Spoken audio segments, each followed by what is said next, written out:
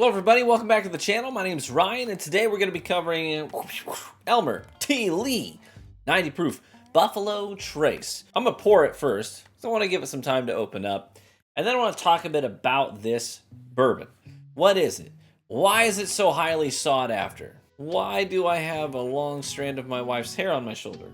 And a big shout out to DMC on our Discord for sending me a sample of his bottle of Elmer T Lee, so I don't have to go try to track one of these down right now. Okay, so as that's opening up a bit, let's talk a little bit about what is Elmer T Lee, right? So this is, again, Buffalo Trace distillate. Mash bill number 2, this is their high rye bourbon, and it is highly allocated and highly sought after. So rewind a few years, this bottle, Elmer T Lee, it's a single barrel offering, and this was back before single barrel offerings were really all that common. Now, everybody and their mother who has a distillery offers a single barrel, barrel proof even, expression of their product. But back before that was commonplace, Buffalo Trace was doing this with Blanton's. Elmer T Lee was the master distiller at the time, and he was the one who insisted that they do single barrel offerings. And then after his retirement, they decided to honor him by making the Elmer T Lee bottle, which is a single barrel offering from Buffalo Trace. Now, it's not at cask strength. They proof it down to 90 proof. And back then, it was pretty readily available stuff. So MSRP for this bottle is just 40 bucks. It's pretty approachable in that regard. And it does not carry an age statement. Okay, so that's what it is. But now let's get into some hard truths. This bottle is no longer easy to find. Okay? It still has an MSRP value of $40. That's what the distillery literally says. This is what we think this bottle is worth, $40. But Buffalo Trace also dialed back production, and these bottles are now highly allocated. So even though MSRP is $40, you're probably not going to get it for that. Unless you go to like a mega chain of some kind, like Total Wine or something like that, that specifically does not mark up bottles like that. If you go to any other liquor store that gets one of these, it's probably going to be marked up to some degree. You might see it listed for $150. You might see it listed for $200. And at that point, you just have to decide, because at that point, it's just that it's rare. That's the only reason it is carrying that price tag. It's not because what you're going to sip is a $150 whiskey or $200 whiskey. It's not. It's $40 whiskey. So you have to be comfortable with losing a lot of money just to procure the bottle for your shelf. That's the reality of it. It's actually one of the things that they talked about when we went to the Beam Distillery. They're like, every distillery has their approach, right? What's their thing? And they said at Jim Beam, they're like, our thing is volume. We want our product on every shelf.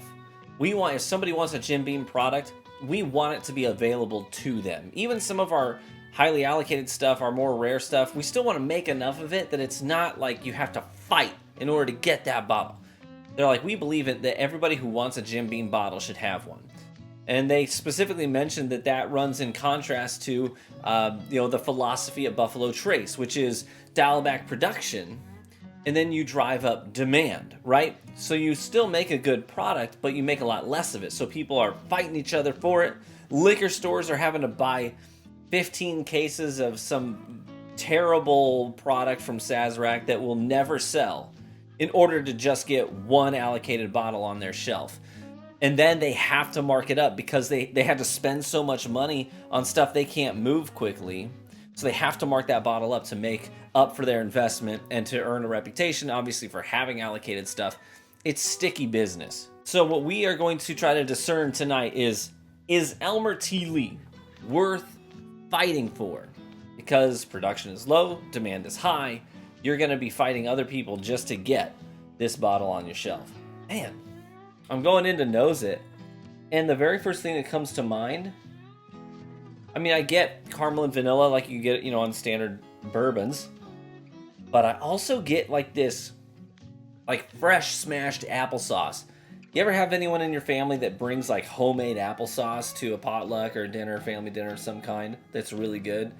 This is what it reminds me of. I think of like an apple dumpling. You ever get some good apple dumplings, that good flaky bread on the outside with some caramelized sugar on top of it? And then that gray apple filling with the pie filling in there. That's what comes to mind on the nose of this. It's actually a great nose. I like that a lot. It's fruitier than I expected. Yeah, I can sit here and smell this all night.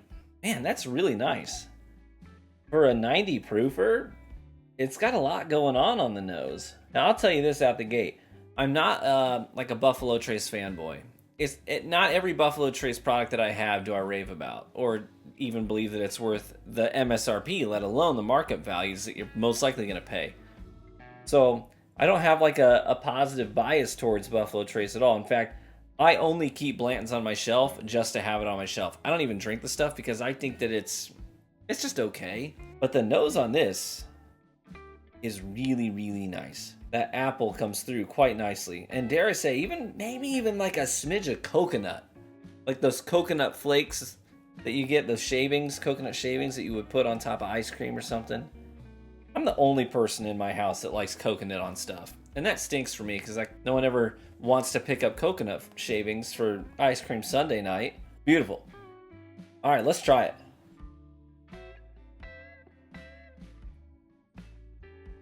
Very light, very delicate. A little bit of that rye spice, some tannic oak on the tail end of the palate, right at the end of the palate, and then into that finish, a little bit of that fruitiness comes back. A little bit of cinnamon in there too. On second sip, some of those tobacco notes are starting to inch their way forward a little bit too, and they're kind of playing with the fruit right on the back of my palate here. Get some of that rye spice and tannic notes on the sides of my tongue, but the fruit and the tobacco are really playful with one another towards the back there. Yep, pretty soft, delicate. The more I just let that sit back there, the more those sweet fruit notes just kind of hang around for a bit. I like that more than any regular bottle of Blanton's I've ever had. Hang on a second. Just for comparison's sake, just a splash here. I'm going to compare it a little bit to my bottle of Blanton's. Yeah, it just doesn't have nearly as much going on. Elmer T Lee at 90 proof for $40 MSRP has a lot more delicate complexity to it. I would trade my bottle of Blanton's for this straight up. Yeah, and I wouldn't look back. Yeah, if I'm gonna give Elmer T Lee at $40 MSRP a score based on my scale, I think the score that I would give this bottle would probably be an 8.2. I think that's fantastic. Yeah, I'm gonna be very happy to finish this pour. I'm gonna be honest, I kind of came into this with the expectation that I was going to end up giving this like a 6.5, something like that, you know? A little bit cynical coming into it, but I have to be honest. I like this a lot more than I thought I was going to, especially with it only being 90 proof. Now, again, I have to talk about, is it worth the hunt though?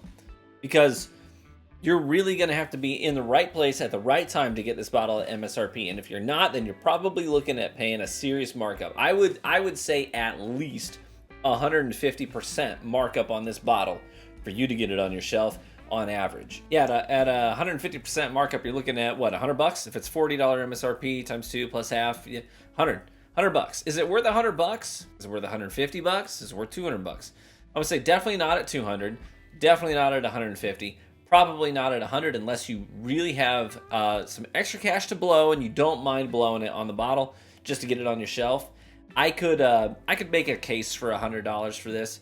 I'm not sure that the sip itself is worthy of $100, but from the collector side of things, you know, we have to be honest. Sometimes we put stuff on our shelf because we want it. We just want it. As whiskey drinkers, many of us at times just want to put a specific bottle on our shelf, and it doesn't have everything to do with the way that the whiskey tastes. Sometimes it's just about collecting the item.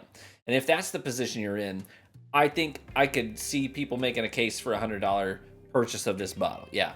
But if it's for drinking at MSRP, pick it up. If it's higher, maybe pass.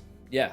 All in all, though, I think that's quite tasty. Hey, big shout out to DMC. Appreciate you. Thanks for sending me this sample of your bottle of Elmer T Lee. I appreciate that. Big shout out to my Patreon supporters. Appreciate all of you guys for helping to fund these bottles and the stuff that you send me so that I can keep the content flowing on this channel. Hey, that is so helpful. I mean, whiskey's expensive, and you guys really help me out here. It means the world to me. If you want to get involved in our Discord, hang out with us. We got like 100 people in the Discord now. It's super cool. I love chatting with those folks, and even when I can't actively engage with it, just reading and seeing what people are talking about, love it. So check the link in the description if you want to get in our Discord. Otherwise, also feel free to join the Patreon. There's a link to that. You can join for as little as $1 a month to help fund the bottles that I get to pick up and review here on the channel. Cheers, my friends.